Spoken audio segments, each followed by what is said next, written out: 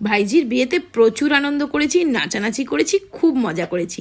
ঘরদোর পরিষ্কার করা হয়নি, তো বের করেছি Agaro regal plus vacuum cleaner, যেটা দিয়ে সুন্দরভাবে কার্পেটটা ক্লিন করে নিলাম। আর ব্রেকফাস্টে বানালাম ডিশানো হোল হুইট পাস্তা।